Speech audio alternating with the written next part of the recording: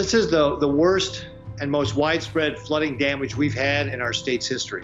When the flood of 2019 paralyzed dozens of towns across Nebraska, South Dakota, and Iowa, the Salvation Army Western Division rushed in to help. So the mission of the Salvation Army is to meet human need in Jesus' name without discrimination. At the end of the day, that's what we're here for, is to serve others. Within 2 weeks of the first news reports on the flood, we were making history. Our Western Division EDS teams fanned out across a 300-mile-long corridor between Watertown, South Dakota, and Fremont County, Iowa, bringing food, bottled water, relief kits, and much more to flood survivors. It had already become the largest disaster relief operation ever for the division, but it didn't stop there.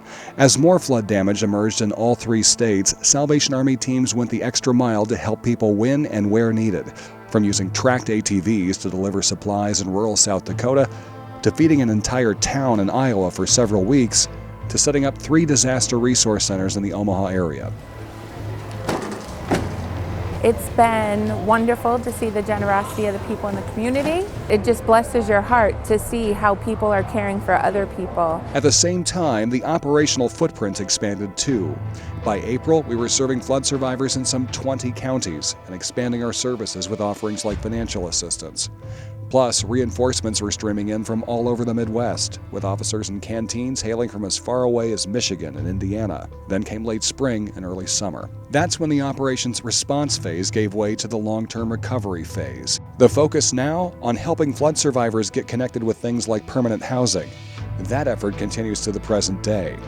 Flood recovery was a big lift in the end, a team effort between Salvation Army officers, staff, and volunteers.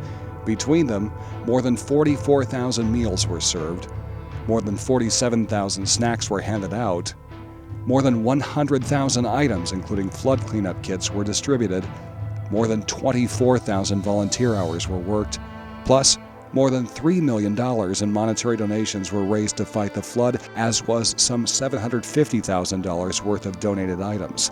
And it was all done in the spirit of the Salvation Army's Christ-centered, others-focused mission. People stood up and said, I want to help my neighbor. But we know our work is far from over. The flood of 2019's after effects will be felt for years around the Midlands. We intend to be there for flood survivors every step of the way. It's a reflection of the Salvation Army's longtime history of EDS work, starting with the Galveston hurricane of 1900. We're proud to carry on that tradition of service. The Salvation Army is committed to being there, and the donors, the volunteers have backed us up every single time that we're able to do that.